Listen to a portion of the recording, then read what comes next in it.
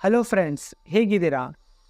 ಇವತ್ತಿನ ವಿಡಿಯೋದಲ್ಲಿ ನಾನು ನಿಮಗೆ static G K versus current affairs, ಸಾಮಾನ್ಯ ಜ್ಞಾನ ಮತ್ತು ಪ್ರಚಲಿತ ಘಟನೆಗಳು, ಈ ಎರಡು ಸಬ್ಜೆಕ್ಟ್ಗಳಲ್ಲಿ, ಈ ಎರಡು ವಿಷಯಗಳಲ್ಲಿ ಯಾವುದು ಜಾಸ್ತಿ ಇಂಪಾರ್ಟೆಂಟು? ನಾವು ಯಾವುದೋ ಒಂದು ಕಾಂಪಿಟೇಟಿವ್ ಎಕ್ಸಾಮ್ನ ನಾವು ಪ್ರಿಪೇರ್ ಆಗ್ತಾ ಇದ್ವಿ ಅಂದ್ರೆ ಇವು ಎರಡರಲ್ಲಿ ಯಾವುದಕ್ಕೆ ನಾವು ಜಾಸ್ತಿ ಮಹತ್ವವನ್ನು ಕೊಡಬೇಕು ಅನ್ನೋ ವಿಷಯವಾಗಿ ನಾನು ನಿಮಗೆ ಹೇಳ್ತೀನಿ.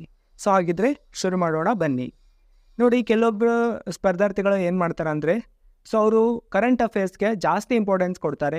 ಈವನ್ ಕೆಲವೊಬ್ಬರು ಯಾರು ಎಕ್ಸಾಮ್ಸ್ಗಳನ್ನು ಪಾಸ್ ಆಗಿರ್ತಾರಲ್ಲ ಅವರು ಸಹಿತ ಏನು ಹೇಳ್ತಾರೆ ಅಂದ್ರೆ ಪ್ರತಿದಿನ ನೀವು ನ್ಯೂಸ್ ಪೇಪರ್ ಓದಲೇಬೇಕು, ಮ್ಯಾಗ್ಝಿನ್ಸ್ಗಳನ್ನು ಓದಲೇಬೇಕು, ನ್ಯೂಸ್ ಪೇಪರ್ಸ್ ದ ಹಿಂದೂ ಓದಲೇಬೇಕಂತ ಹೇಳ್ತಾರೆ. ಬಟ್ಟು ನನ್ನ ಪ್ರಕಾರ ಈ ಒಂದು ಆಲೋಚನೆ ಏನಿದೆ ಅಲ್ಲ, ಅದು ಪೂರ್ಣವಾಗಿ ಸತ್ಯ ಆಗಿರೋದಿಲ್ಲ. ಅದು ಯಾಕೆ ಅನ್ನೋದನ್ನು ಹೇಳ್ತೀನಿ. ನೀವು ನೋಡಿರ್ಬೋದು, ನೀವು ಯಾವುದಾದ್ರೂ ಒಂದು ಎಕ್ಸಾಮ್ಗೆ ಪ್ರಿಪೇರ್ ಆಗ್ತಾಯಿದ್ರಿ ಅಂತ ಅಂದ್ಕೊಳ್ರಿ. ಆ ಒಂದು ಸಬ್ಜೆಕ್ಟ್ನಲ್ಲಿ, ಆ ಒಂದು ಎಕ್ಸಾಮ್ದ ಸಿಲೆಬಸ್ನ ನೀವು ತೊಗೊಂಡು ನೋಡಿದ್ರಿ ಅಂತ ಅಂದ್ಕೊಳ್ರಿ. ಅದರಲ್ಲಿ ಕರೆಂಟ್ ಅಫೇರ್ಸು ಕೇವಲ 15% ಅಷ್ಟೇ ಇರ್ತೈತಿ.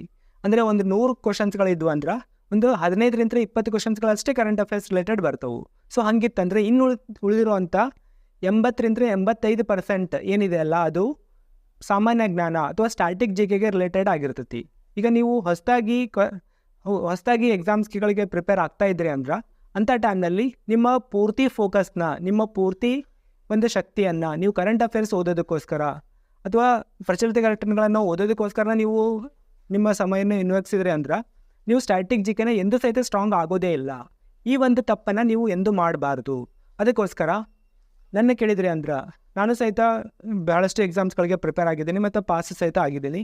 ನನ್ನ ಕೇಳಿದ್ರಿ ಅಂದ್ರೆ ನೀವು ಹೊಸದಾಗಿ ಎಕ್ಸಾಮ್ಸ್ಗಳಿಗೆ ಪ್ರಿಪೇರ್ ಆಗ್ತಾಯಿದ್ರಿ ಅಂದ್ರೆ ಅಂಥ ಸಂದರ್ಭದಲ್ಲಿ ನೀವು ಎಲ್ಲಿವರೆಗೆ ಸ್ಟ್ಯಾಟಿಕ್ ಜಿ ಕೆ ಅಥವಾ ಸಾಮಾನ್ಯ ಜ್ಞಾನದಲ್ಲಿ ನೀವು ಯಾವಾಗ ಸ್ಟ್ರಾಂಗ್ ಆಗೋದಿಲ್ಲ ನೋಡ್ರಿ, ಅಲ್ಲಿವರೆಗೆ ನೀವು ಪ್ರಚಲಿತ ಘಟನೆಗಳ ಕಡೆ ಹೋಗಬಾರ್ದು.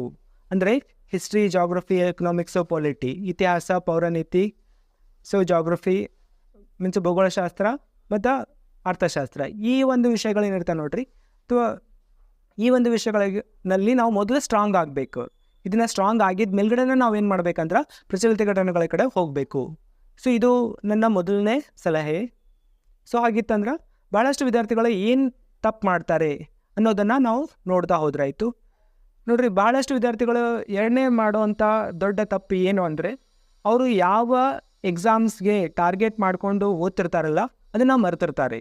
ಉದಾಹರಣೆಗೆ, ಈಗ ನೀವು IAS ಅಥವಾ KS ಎಕ್ಸಾಮ್ಗೆ ಪ್ರಿಪೇರ್ ಆಗ್ತಾಯಿದ್ರಿ ಅಂತ ಅಂದ್ಕೊಳ್ರಿ. ಅಂಥ ಟೈಮ್ನಲ್ಲಿ IAS ಮತ್ತು KS ಎಕ್ಸಾಮ್ನಲ್ಲಿ ಕರೆಂಟ್ ಅಫೇರ್ಸ್ ರಿಲೇಟೆಡ್ ಸ್ಟ್ಯಾಟಿಕ್ ಜಿ ಕೆನೇ ಕೇಳ್ತಾರೆ. ಅಂದರೆ ಪ್ರಚಲಿತ ಘಟನೆಗಳಿಗೆ ಸಂಬಂಧಪಟ್ಟಿರುವಂಥ ಸಾಮಾನ್ಯ ಜ್ಞಾನದ ಕ್ವಶನ್ಸ್ಗಳನ್ನು ಕೇಳ್ತಾರೆ. ಆ ಥರದ್ದು ನಾವು ಟೋಟಲ್ ಕೌಂಟ್ನ ಹಿಡಿದ್ವಿ ಅಂದ್ರೆ IAS ಮತ್ತು KS ಎಕ್ಸಾಮ್ನಲ್ಲಿ ಕರೆಂಟ್ ಅಫೇರ್ಸ್ದು ಪಾರ್ಟ್ ಎಷ್ಟಿರ್ತೈತಿ ಅಂದ್ರೆ ಅಪ್ ಟು 50% ಕ್ವಶನ್ಸ್ಗಳನ್ನು ಕೇಳ್ತಾರೆ ಕರೆಂಟ್ ಅಫೇರ್ಸ್ನಲ್ಲಿ. ಅದೇ ನೀವು ಬೇರೆ ಎಕ್ಸಾಮ್ಸ್ಗಳಿಗೆ ನಾವು ನೋಡಿದ್ವಿ ಅಂತ ಅಂದ್ಕೊಳ್ರಿ. ಉದಾಹರಣೆಗೆ FTA, STA, PDO ಅಥವಾ ಬೇರೆ ಯಾವುದಾದ್ರು ಎಕ್ಸಾಮ್ಸ್ಗಳು, ಅಸಿಸ್ಟೆಂಟ್ ಪ್ರೊಫೆಸರ್, ಈ ಥರದ ಎಕ್ಸಾಮ್ಸ್ಗಳನ್ನು ನಾವು ನೋಡಿದ್ವಿ ಅಂತ ಅಂದ್ಕೊಳ್ರಿ. ಈ ಒಂದು ಎಕ್ಸಾಮ್ಸ್ಗಳಲ್ಲಿ ಏನಾಗುತ್ತೆ ಅಂದ್ರೆ ಕರೆಂಟ್ ಅಫೇರ್ಸ್ಗಳಿಗೆ ಜಾಸ್ತಿ ಇಂಪಾರ್ಟೆನ್ಸ್ಗಳನ್ನು ಕೊಡೋದಿಲ್ಲ ಅಥವಾ ಸ್ವಲ್ಪ ಕ್ವಶನ್ಸ್ಗಳನ್ನು ಅಷ್ಟೇ ಕೇಳ್ತಾರೆ. ಇಂಥ ಸಂದರ್ಭದಲ್ಲಿ ನಾವು ಸಾಮಾನ್ಯ ಜ್ಞಾನವನ್ನು ನೆಗ್ಲೆಕ್ಟ್ ಮಾಡಿ ನಮ್ಮ ಎಲ್ಲ ಫೋಕಸ್ನ ಕರೆಂಟ್ ಅಫೇರ್ಸ್ಗೆ ಹಾಕಿದ್ವಿ ಅಂದ್ರೆ ಅದು ನಾವು ಮಾಡುವಂಥ ದೊಡ್ಡ ತಪ್ಪಾಗಿರ್ತೈತಿ. ಅದಕ್ಕೋಸ್ಕರ ನೀವು ಎಲ್ಲಿವರೆಗೆ ನಾವು ಸಾಮಾನ್ಯ ಜ್ಞಾನದಲ್ಲಿ ಪರ್ಫೆಕ್ಟ್ ಆಗೋದಿಲ್ಲ ಅಥವಾ ಎಲ್ಲಿವರೆಗೆ ನಾವು ಹಿಸ್ಟ್ರಿ, ಜಾಗ್ರಫಿ, ಪೊಲಿಟಿ, ಎಕನಾಮಿಕ್ಸ್ ಇವುಗಳನ್ನು ಒಂದು ರೌಂಡ್ ಆದರೂ ಓದೋದಿಲ್ಲ, ಅಲ್ಲಿವರೆಗೆ ನಾವು ಈ ಪ್ರಚಲಿತ ಘಟನೆಗಳು ಅಥವಾ ಕರೆಂಟ್ ಅಫೇರ್ಸ್ಗಳಿಗೆ ಹೋಗಬಾರ್ದು ಅಥವಾ ಅದಕ್ಕೆ ಜಾಸ್ತಿ ಇಂಪಾರ್ಟೆನ್ಸ್ಗಳನ್ನು ಕೊಡಬಾರ್ದು ಅಂತಂದು. ಇದು ನಾವು ಮಾಡುವಂಥ ಎರಡನೇ ಮಿಸ್ಟೇಕ್. ಹಾಗಿತ್ತಂದ್ರೆ ಇಲ್ಲಿ ಒಂದು ಕ್ವಶನ್ ಬರುತ್ತೆ. ಹಾಗಿತ್ತಂದ್ರೆ ಈ ಸ್ಟ್ಯಾಟಿಕ್ ಜಿ ಕೆ ಅಥವಾ ಸಾಮಾನ್ಯ ಜ್ಞಾನ ವಿಷಯಗಳನ್ನು ಯಾವ ಥರ ಸ್ಟ್ರಾಂಗ್ ಮಾಡೋದು ಅಂತಂದು, ಅಥವಾ ನೀವು ಹೊಸದಾಗಿ ಕಾಂಪಿಟೇಟಿವ್ ಎಕ್ಸಾಮ್ಸ್ಗಳಿಗೆ ಪ್ರಿಪೇರ್ ಆಗ್ತಾಯಿದ್ರಿ ಅಂದ್ರೆ ನೀವು ಯಾವ ಥರ ಕಾಂಪಿಟೇಟಿವ್ ಎಕ್ಸಾಮ್ಸ್ಗಳಿಗೆ ನಿಮ್ಮ ತಯಾರಿಯನ್ನು ಸ್ಟಾರ್ಟ್ ಮಾಡಬೇಕು ಅಂತಂದು ನೀವು ಮೊದಲಿಗೆ ಏನು ಮಾಡಬೇಕಂದ್ರೆ ಎಷ್ಟು ಸಾಧ್ಯ ಆಗ್ತೈತಿ ಅಷ್ಟು ಸಣ್ಣದಾಗಿರೋವಂಥ ಒಂದು ಸಾಮಾನ್ಯ ಜ್ಞಾನದ ಪುಸ್ತಕವನ್ನು ತೊಗೊಂಡ್ಬಿಟ್ಟು ಅದರಲ್ಲಿರುವಂಥ ಎಲ್ಲ ವಿಷಯಗಳನ್ನು ಒಂದು ಸಾರಿ ಓದಬೇಕು. ಉದಾಹರಣೆಗೆ ಹರಿಹಂತ್ ಜಿ ಕೆ ಅಂತ ಒಂದು ಬುಕ್ ಸಿಗುತ್ತೆ ಇಂಗ್ಲೀಷ್ನಲ್ಲಿ, ಮನೋಹರ್ ಪಾಂಡೆ ಅವ್ರು ಬರೆದಿರೋದು. ಅದನ್ನು ನೀವು ಟ್ರೈ ಮಾಡ್ಬೋದು, ನೀವು ಇಲ್ಲಿ ನೋಡ್ಬೋದು.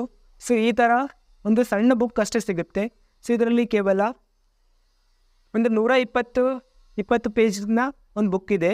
ಸೊ ಇದನ್ನು ನೀವು ಒಂದು ಟೈಮು ಓದಬೇಕು. ನೀವು ಕನ್ನಡದಲ್ಲಿ ಓದ್ತಾ ಇದ್ರಿ ಅಂದ್ರೂ ಸಹಿತ ನಿಮಗೆ ಭಾಳಷ್ಟು ಅವಕಾಶಗಳು ಇದ್ದಾವೆ, ಅವನು ಸಹಿತ ನೀವು ಟ್ರೈ ಮಾಡ್ಬೋದು. ಸೊ ಈ ಥರ ನಾವೇನು ಮಾಡ್ಬೇಕಂದ್ರೆ ಫಸ್ಟಿಗೆ ಒಂದು ಸಣ್ಣದಾಗಿರುವಂಥ ಒಂದು GK ಬುಕ್ನ ತೊಗೊಂಡ್ಬಿಟ್ಟು ಅದರಲ್ಲಿರುವಂಥ ಎಲ್ಲ ವಿಷಯಗಳನ್ನು ಒಂದು ಸಾರಿ ಅಂದರೆ ಒಂದು ರೌಂಡ್ ಓದಬೇಕು. ಸೊ ಇದಾಗಿದ್ದ ಮೇಲ್ಗಡೆ ನಾವು ಟಾರ್ಗೆಟ್ ಎಕ್ಸಾಮ್ಗೆ ಯಾವುದಕ್ಕೋಸ್ಕರ ಪ್ರಿಪೇರ್ ಆಗ್ತಿರ್ತೀವಲ್ಲ, ಆ ಎಕ್ಸಾಮ್ ಹತ್ತಿರ ಬಂದಾಗ ನಾವೇನು ಮಾಡ್ಬೇಕಂದ್ರೆ ಸೊ ಎವ್ರಿ ಡೇ ನಾವು ಪೇಪರ್ಸ್ ಓದೋದ್ರ ಬದಲಿಗೆ ಸೊ ಮ್ಯಾಗ್ಝಿನ್ಸ್ಗಳು ಸಿಗ್ತಾವೆ. ಉದಾಹರಣೆಗೆ ಸೊ ಸ್ಪರ್ಧಾ ವಿಜೇತ ಅಂತಂದು ಆ ಪುಸ್ತಕದಲ್ಲಿ ಬರುವಂಥ ಕರೆಂಟ್ ಅಫೇರ್ಸು, ಎಸ್ಪೆಷಲಿ ಕವರ್ ಪೇಜ್ನಲ್ಲಿ ಬರುವಂಥ ಕರೆಂಟ್ ಅಫೇರ್ಸ್ ಓದಿದ್ರೂ ಸಹಿತ ನಿಮಗೆ ಸಾಕಾಗುತ್ತೆ. ಸೊ ನಾವು ಎಕ್ಸಾಮ್ನಲ್ಲಿ ಬರುವಂಥ ಎಲ್ಲ ಕರೆಂಟ್ ಅಫೇರ್ಸ್ ರಿಲೇಟೆಡ್ ಕ್ವಶನ್ಸ್ಗಳನ್ನು ಸಹಿತ ನಾವು ಸಾಲ್ವ್ ಮಾಡ್ಬೋದು ಅಂತಂದು. ಸೊ ಇದು ನನ್ನ ಅಭಿಪ್ರಾಯ ಆಗಿರ್ತೈತಿ. ನಿಮಗೇನು ಅನಿಸುತ್ತೆ ಕರೆಂಟ್ ಅಫೇರ್ಸು ಮತ್ತು ಸ್ಟ್ಯಾಟಿಸ್ಟಿಕ್ಸ್ ಇವೆರಡರಲ್ಲಿ ಯಾವುದು ಇಂಪಾರ್ಟೆಂಟ್ ಅನಿಸುತ್ತೆ ಅನ್ನೋದನ್ನು ಸಹಿತ ನೀವು ಕಮೆಂಟ್ ಮಾಡಿಬಿಟ್ಟು ನಮಗೆ ತಿಳಿಸ್ಬೋದು. ಮತ್ತು ಅದೇ ಥರ ನಾನು ನೆಕ್ಸ್ಟ್ ಯಾವ ಸಬ್ಜೆಕ್ಟ್ ಮೇಲ್ಗಡೆ ವಿಡಿಯೋ ಮಾಡಬೇಕು ಅನ್ನೋದು ಸಹಿತ ನೀವು ಹೇಳ್ರಿ. ಸೊ ಇಲ್ಲಿಗೆ ನನ್ನ ವಿಡಿಯೋ ಮುಕ್ತಾಯ ಆಗುತ್ತೆ. ಧನ್ಯವಾದಗಳು.